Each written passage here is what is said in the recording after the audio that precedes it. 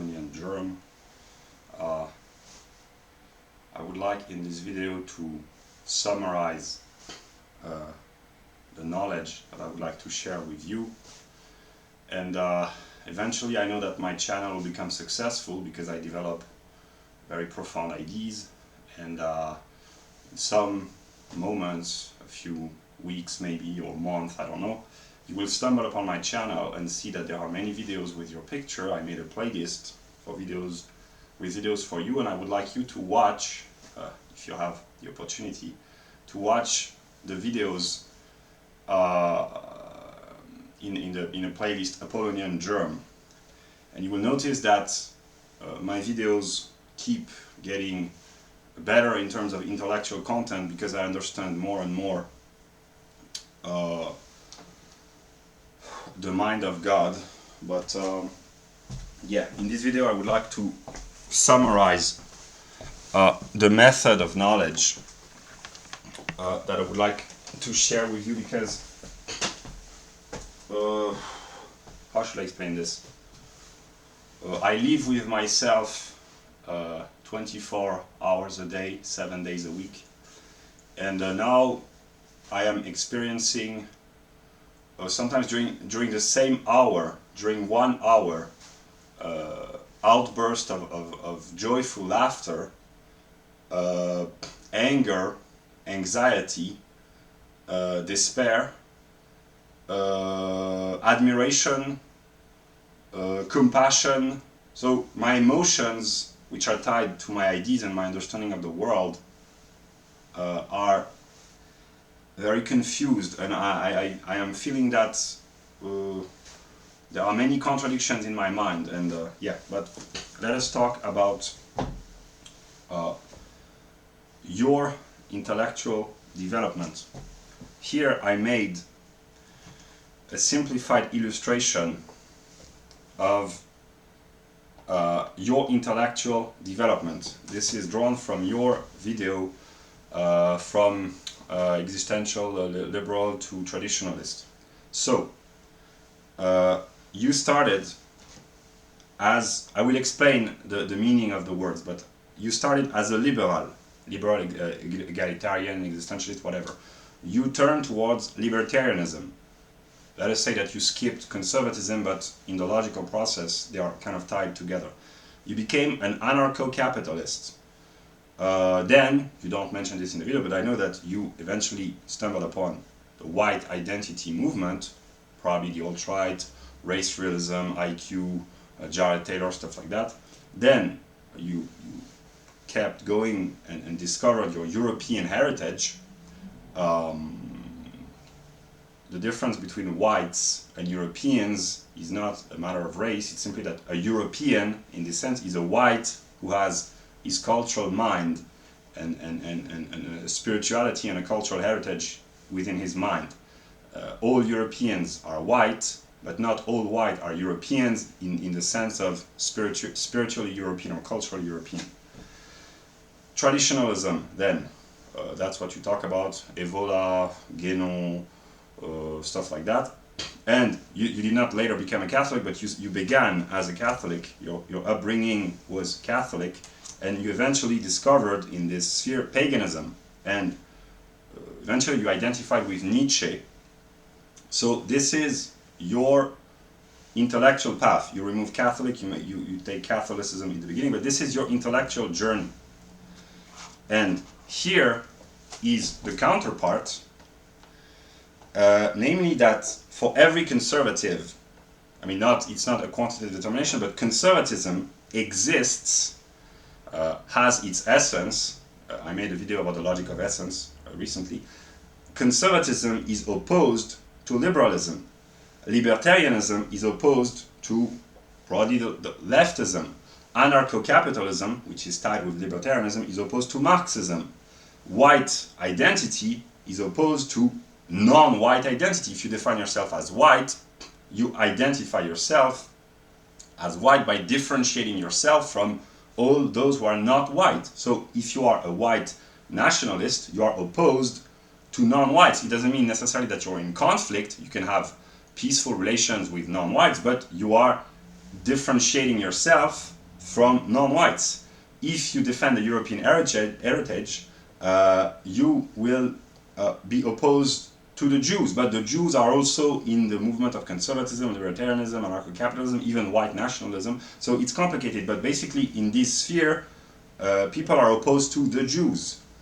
If you identify as a traditionalist, you are opposed to the entire world, to the entire modern world. That's the famous book by Evola, Revolt Against the Modern World. So you are opposed to basically all these spheres of right-wing and the entire leftist spectrum. Then, we do not mention Catholicism, it's just your personal story, but if you discover paganism, basically it's the same. You are opposed to the modern world. And here, paganism, the pagans are opposed to the Christians or to atheists. And what I'm trying to explain is that these are essential determinations, these are oppositions, and this, Michael, is your personal journey, but actually it's the journey of the red pill process, as people call this, namely every consciousness in the West goes through this process, not all of them, but those who go through this process in the West go from one step to the other, but other Westerners go along this path. The white youth in the West is either liberal or leftist or Marxist, or they defend the non-white world, etc., etc., the third world, globalism, etc.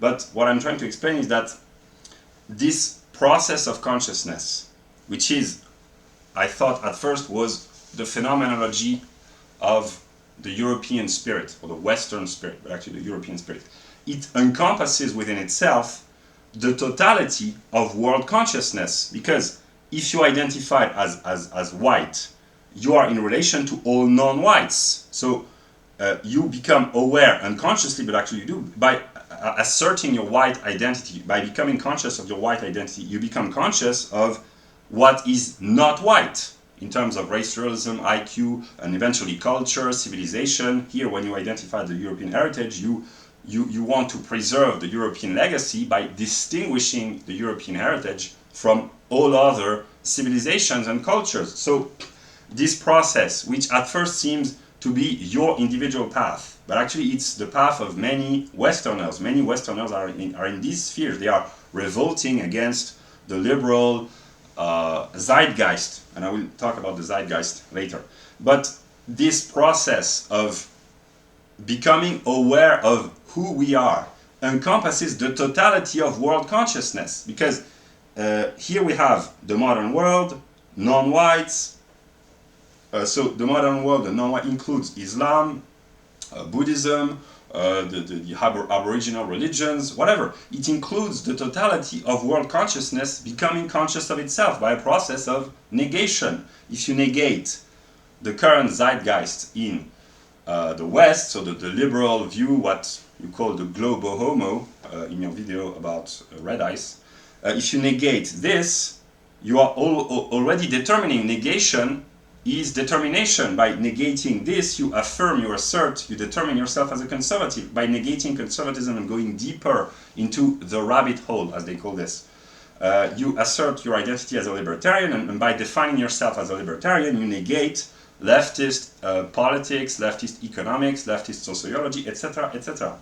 And what I am trying to communicate with you is that you do not identify as a Hegelian, but your characteristic, your feature, your determination, your particularity, well, actually it's your universality, it's that you have gone through this path, and I have gone through this path, but I have discovered Hegel, so here I could invert Nietzsche and Hegel, because maybe I will put the link to the song My Darling by Eminem. At some moment, Eminem says, but Slim Shady is just hair bleach and a bottle of vodka. Nietzsche is just Hegel with a bottle of vodka and a mustache. Basically, I tell you the truth, Michael, Hegel and Nietzsche, they are the same, basically. This is Hegel, this is the negative of Hegel, this is Dionysus, this is Apollo. they are in a conceptual unity. Yeah, the form is different, but the content of their philosophy, basically, it's the same. Yeah. So what I want you to say is that the reason why you are so important, Michael, is because you have gone through the process and you are aware of Hegel. Those who are in these spheres, they do not know about Hegel. And those who are in these spheres, they know about Hegel, but they think that Hegel is on their side. And I thought naively that Hegel was on this side. When I was in these spheres, I discovered Hegel, and I thought, oh, Hegel is the savior of Europe, and I wanted to save Europe. But actually I discovered that Hegel is not the left or the right. Hegel is on no one's side, because no one is on Hegel's side, because Hegel has no sides. He has all sides and no sides, because Hegel is the process of differentiation and re-establishing this differentiated identity. It's negation, re-establishment of identity. This is Hegel. So,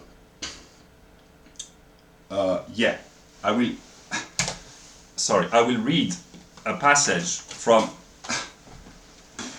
the Exegesis, from Philip K. Dick.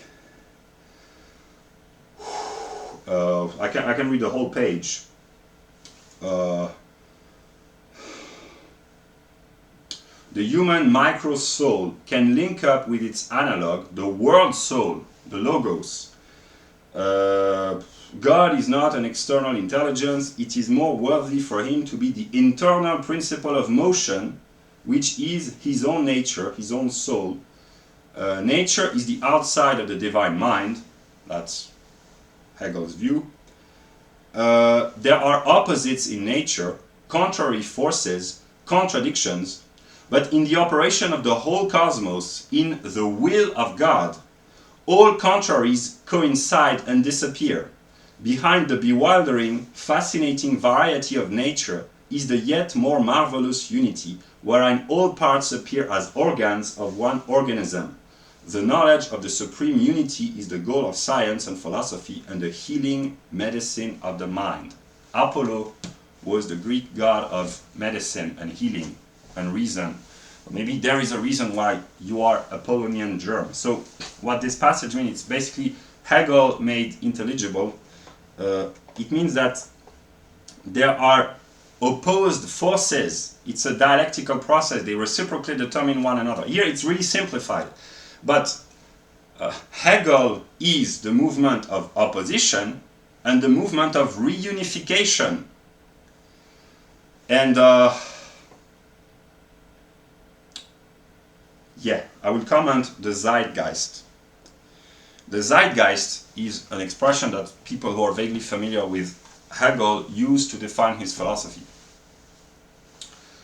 Zeit means time.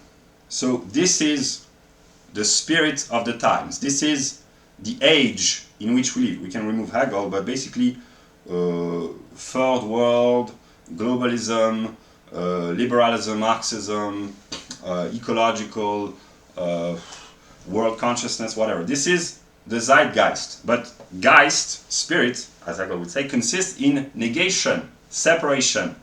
By separating itself, by negating, it creates its own opposite and becomes conscious of itself. So that's why there is Zeitgeist. And here is the movement of Geist, of spirit, namely negating the times and asserting one's own difference. This is the path of the negative. And this is what the movement of spirit does in the Western world. But spirit is not one-sided. Spirit is the process of negation and reestablishment of identity. And eventually spirit, I can tell you this because that's my path, discovers Hegel and discovers that Hegel is not on this side nor on this side, but Hegel is not the German philosopher of 19th century Germany. Hegel is the process of reality, of separating, negating, re-establishing, evolving in a dialectical fashion. And this movement, in which we are all parts and moments, is the process of spirit becoming conscious of itself, or another one, it is the life of God. And it's really simplified. And now I will go into a more complex, but it's also simplified, but it's a little bit more complicated.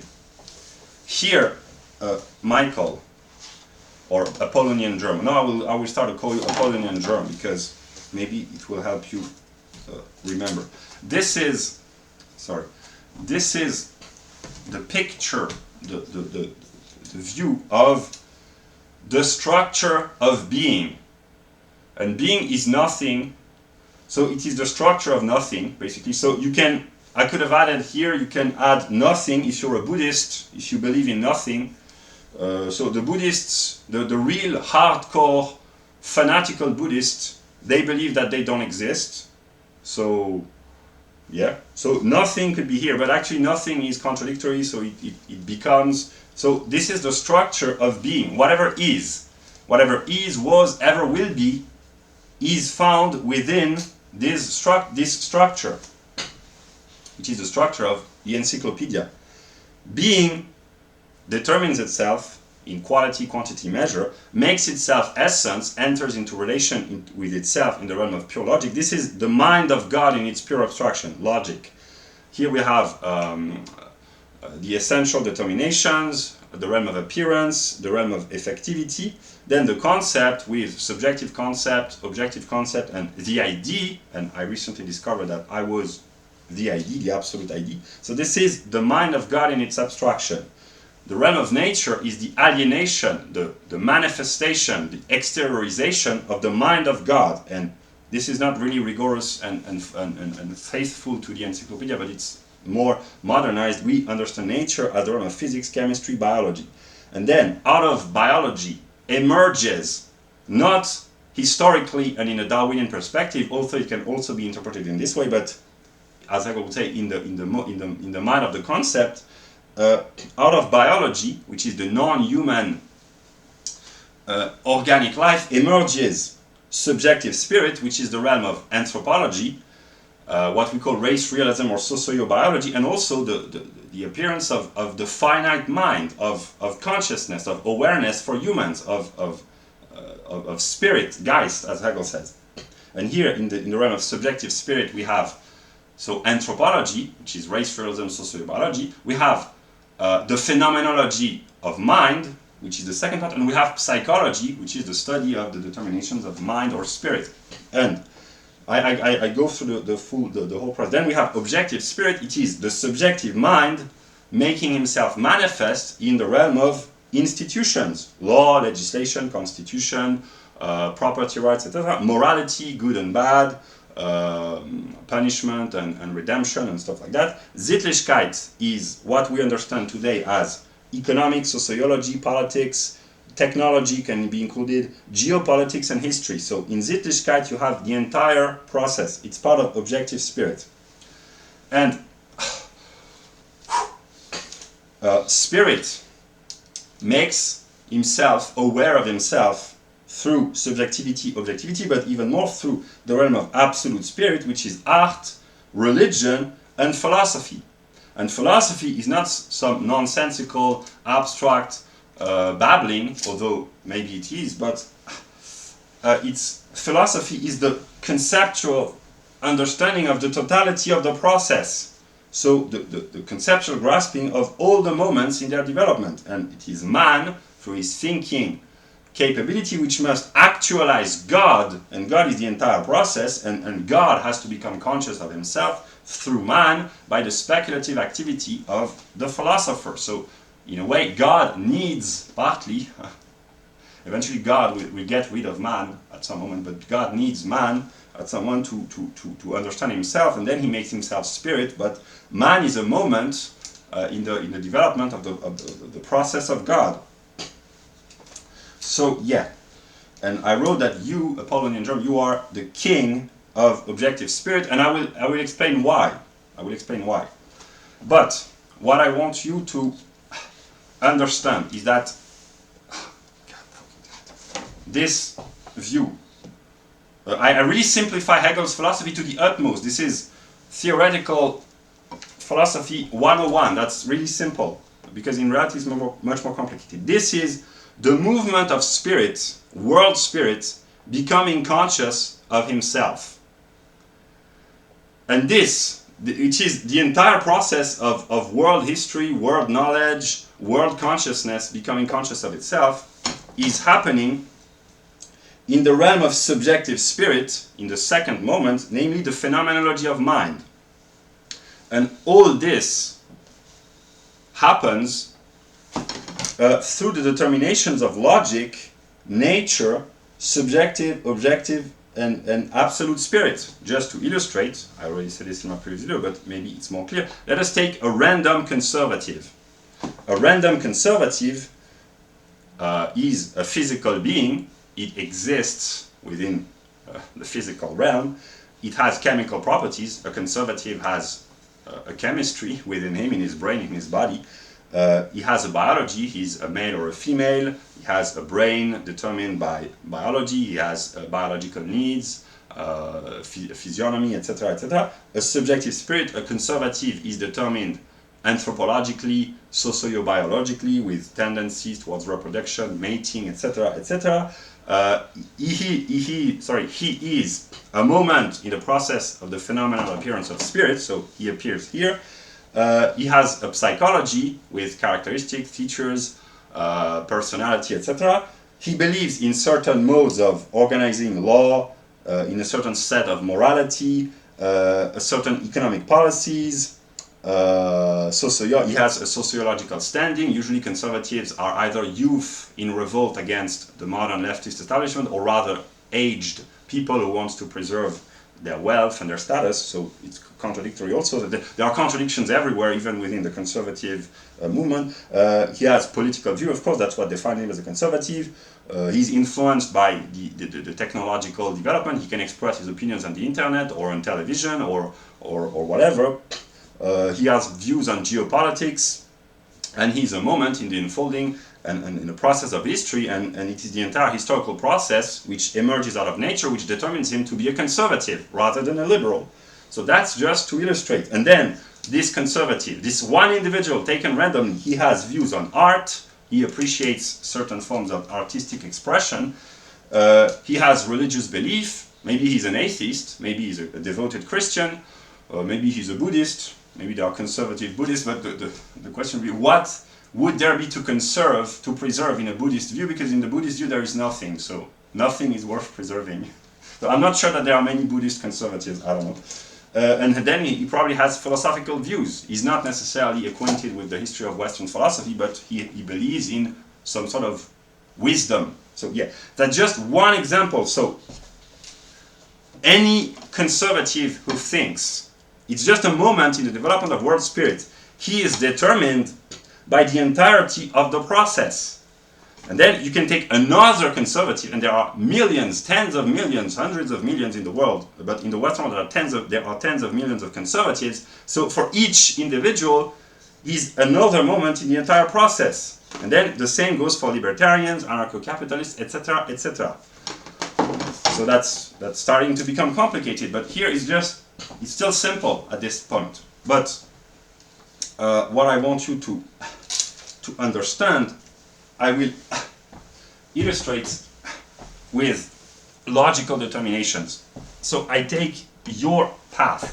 Here, the determinations are the determinations of the Encyclopedia: nature, subjective, objective, and absolute spirit. But there are also logical determinations which are just made manifest in the realm of nature and in the realm of absolute spirit. Namely, I will just take the quantitative measure. You are smart enough to understand that there are many more conservatives in the Western world than there are libertarians. There are more libertarians than anarcho-capitalists. There are more libertarians and conservatives than white nationalists.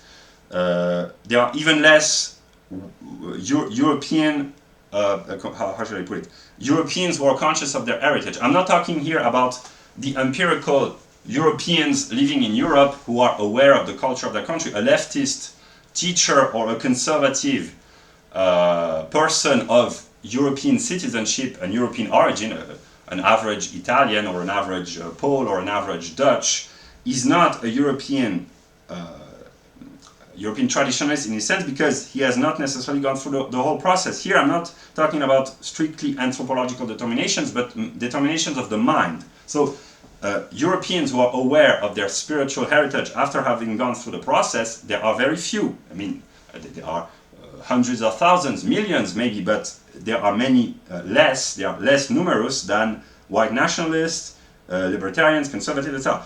Traditionalists, it's even fewer.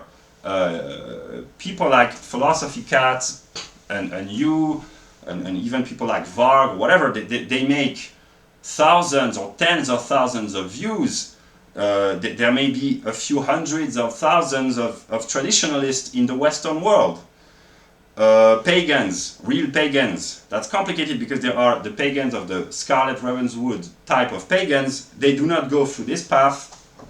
The pagans of Scarlet Ravenswood, they are very numerous, but most of them are probably liberal, not necessarily consciously leftist, but they live in the Zeitgeist. So that's another contradiction, because they are here, but also they are interested in here, so that's really complicated.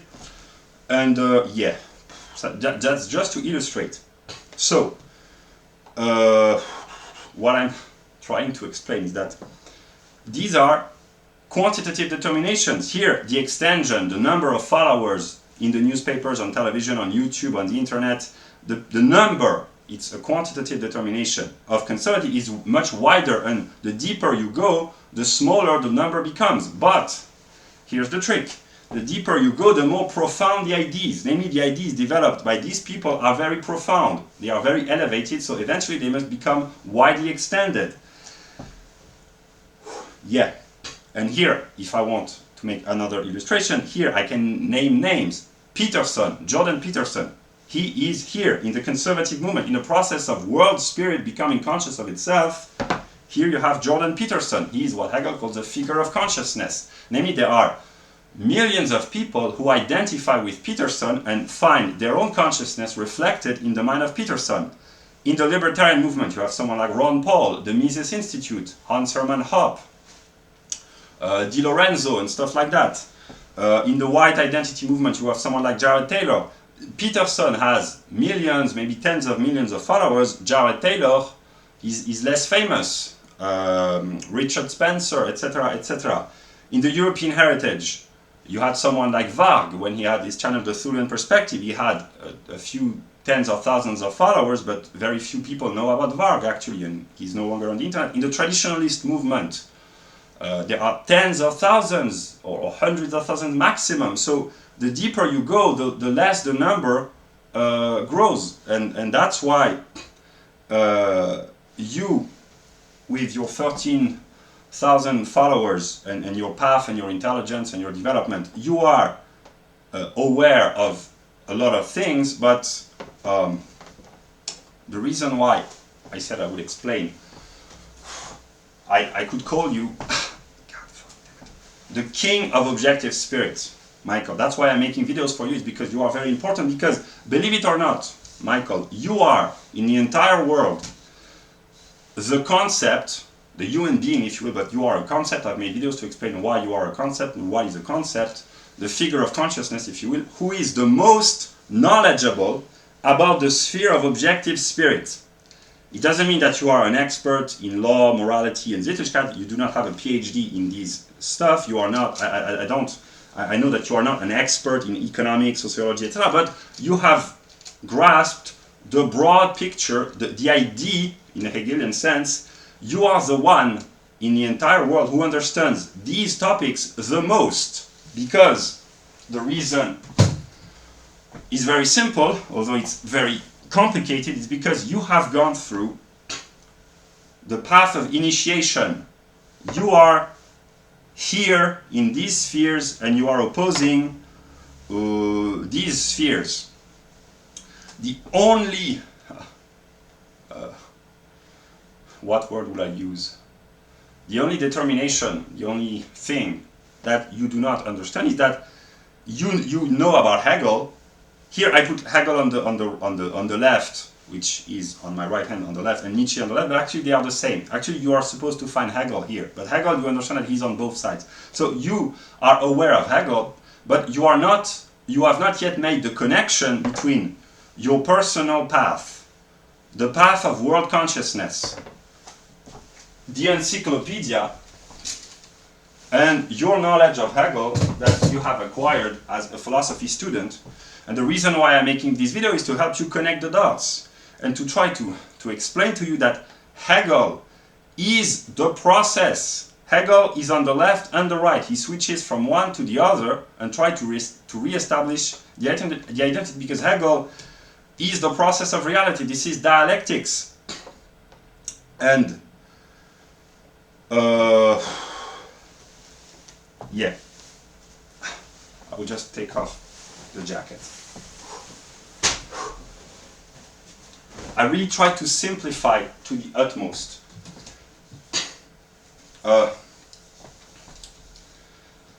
This is a God, so to speak.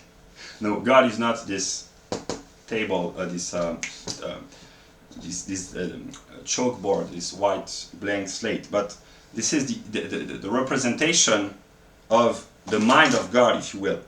And in my videos, I talk about my God experience of 2018, namely, I became reason, which is the conscious certainty of being the whole of reality. Namely, I did not understood this as such because I was ignorant and my vision was blurred and I was dumb. I am still dumb, but I have become a little more intelligent over the past 3.5 years.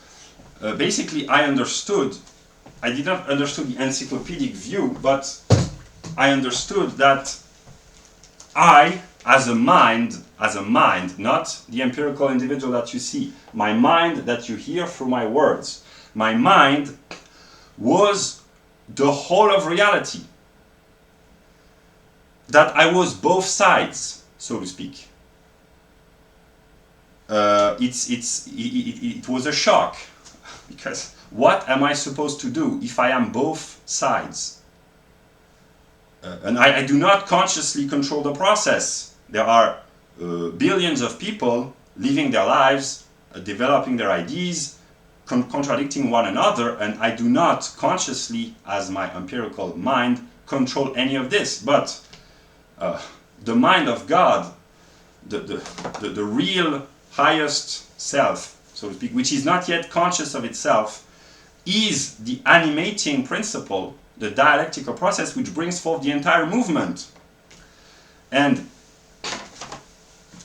I will reread briefly Philip K. Dick.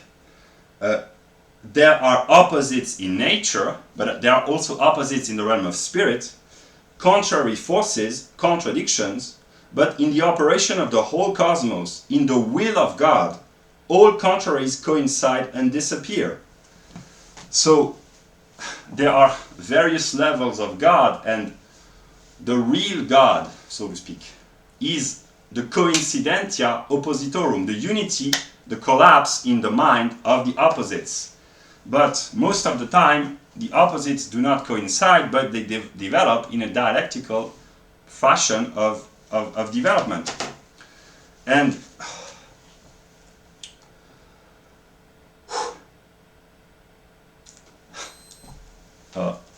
what I understood,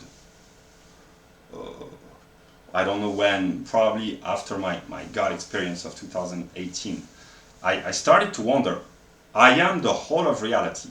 And I looked at the news, probably in September 2018, and I saw, back then already, Vladimir Putin and Kim Jong-un. And I thought about them, but they are in my reality. So I am them, not me as an empirical individual, but my mind and them, somehow they are one. And I started to doubt and to question myself. But now, with more maturity and intellectual development, there is this famous quote, which is dubious, but Hegel, the German philosopher of 19th century, supposedly, said when watching Napoleon in Vienna, that's world spirit on horseback. Michael, if you are watching this, the political and geopolitical figures in our world, but it has always been so, but I am becoming conscious of this now, that people like Obama in 2008, Trump, Merkel, even Bin Laden, Saddam Hussein, Xi Jinping, Bolsonaro, Boris Johnson, all the figures, and now Putin and Zelensky and Biden, and all the important historical figures, those who shape world politics, Netanyahu, all the leaders, Macron, all the leaders, they are manifestation of world spirit. They are unconsciously, they have absolutely no awareness of this, but they are moved by reason, which is the agent of world history. And how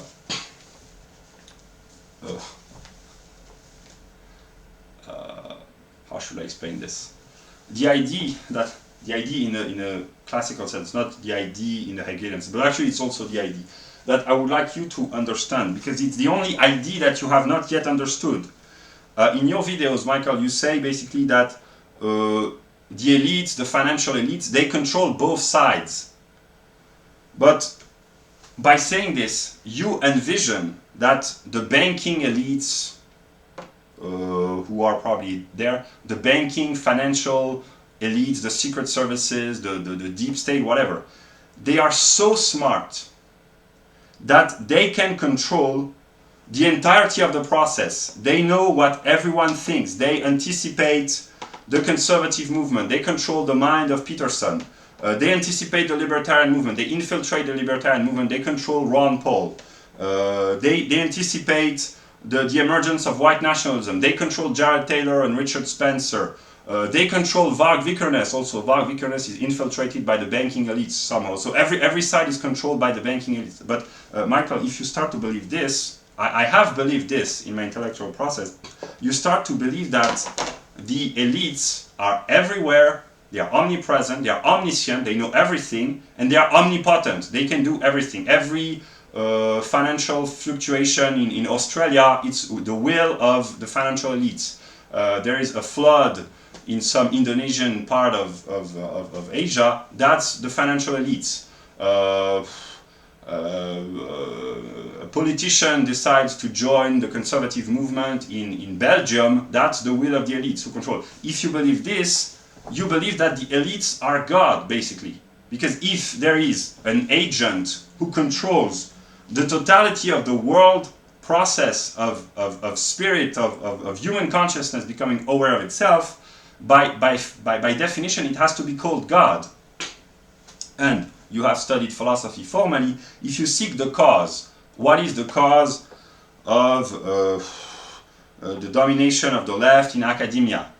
The cause is the Cultural Revolution in the 1960s. What is the cause of the Cultural Revolution? The will to disrupt Western metaphysics, to bring about the downfall of the West. What is the cause? The West lost the Second World War. What is the cause of the loss of the Second World War, etc.? If you go back to the cause of the cause of the cause of the cause, logically you stumble upon what Aristotle calls the primordial mover, or what Spinoza calls the causa sui, the cause of itself, namely a cause which is not caused by anything else, but which is the cause of itself, and which sets effects into motion, which brings forth effects. So this cause, which is not caused, is what we call God. So, yeah. And I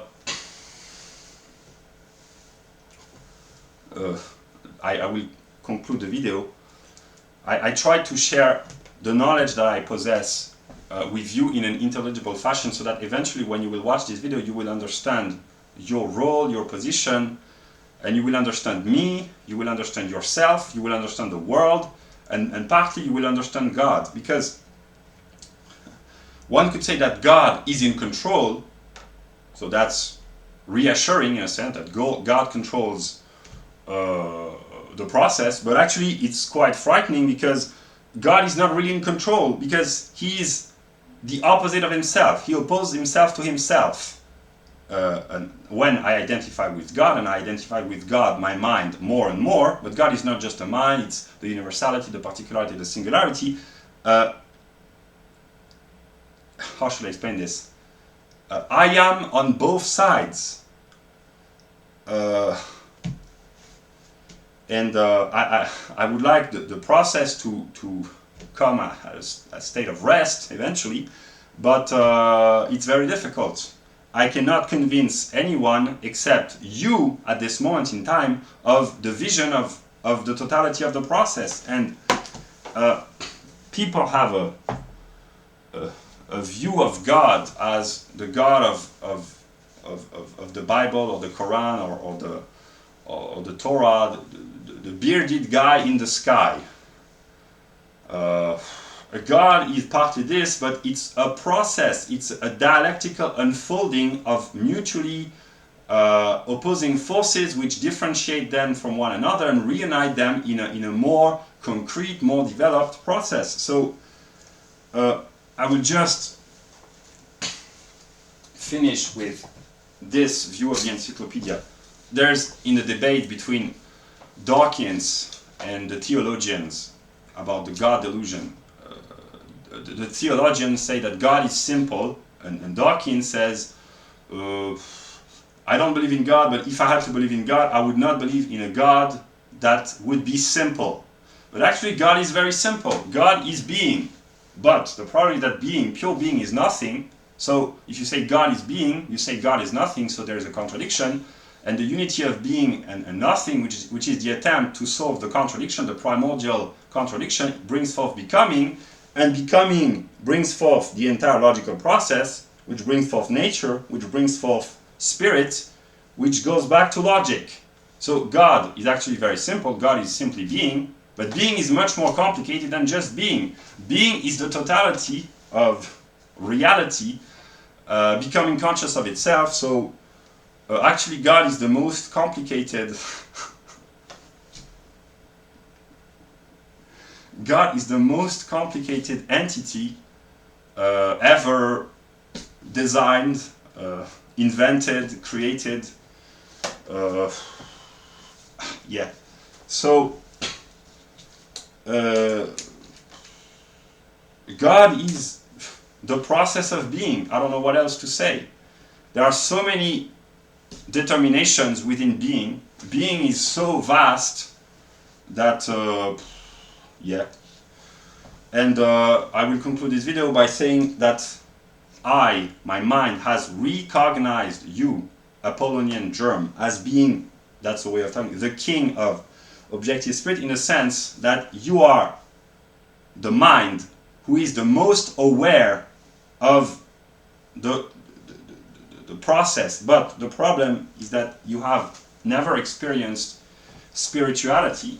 You don't really believe in spirituality or mystical experiences, whereas in these spheres, paganism, European traditionalism, there are people that you know who have had mystical intuitions, insights, spiritual elevation, whatever. People like Varg, Caroline, Emmerich, Philosophy Cat, Hyperborean Reflections. He has disappeared from YouTube, but there are people who have had these experiences, and you are more intellectually developed than them, but you have never had any vague intuition of a higher form of reality, so you are still kind of an atheist.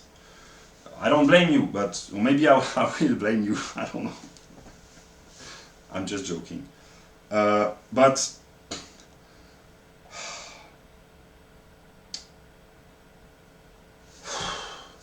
yeah. What I will just conclude by saying, this is an alchemical process, but it includes the other side as well. And I made videos for you in 2019 when I tried to share my ideas already, but I have grown a lot more intellectually ever since. And I already said the same things. It was about alchemy, you are the king of objective spirit, etc. But what I want you to understand, that I have understood, that you are more knowledgeable about objective spirit, namely universal law, universal morality, universal ZEIT-GEIST. You are more knowledgeable than the so-called elites. And I am more knowledgeable than them because I have seen the process. So I have more knowledge than anyone else in the universe. My spiritual knowledge. I am ignorant on many empirical things, physics, mathematics, economics. I am ignorant of countless number of topics, but in the spiritual view, I am the most knowledgeable mind in the universe. And you are as of now, in this moment in time, you are the second most knowledgeable. And we are spiritual brothers at this moment in time, and I'm trying to awaken your spirit. And what you identify as a you, Apollonian Germ, you will have an important role to play in the development of world spirits, whether you like it or not, because you are very knowledgeable, you are very smart, and you are more knowledgeable than the elites that you talk about in your videos. You have more knowledge than them, because they are driven by, they obey the will of God, but they don't really know what the will of God is, because God himself, in his process, doesn't know what his own will is. He discovers this on the way, so to speak. God is asleep and he has to wake up. And yeah, that's just the idea that I wanted to share.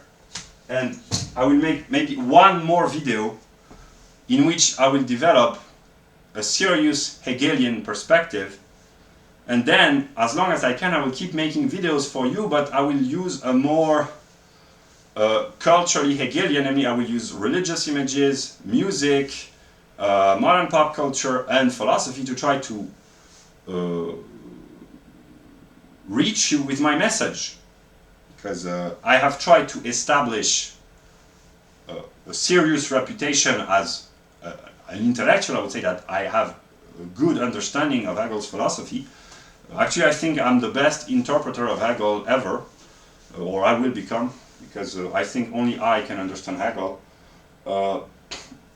But I have made videos on the rigorous, purely conceptual aspect of Hegel's philosophy, so that if you stumble upon my channel, you can see that I mean business, so to speak, in terms of intellectual content. But now I've realized that these kind of videos are way too abstract to convince many people as of now, so I will have to go in a more expressive, more popular fashion, which was the purpose of cultural Hegelianism in the beginning. But yeah, so I will make maybe one more video for you in a rigorous style, and then I will start to go a little bit crazy, maybe. Yeah, that's what I had to say, so thank you for your attention.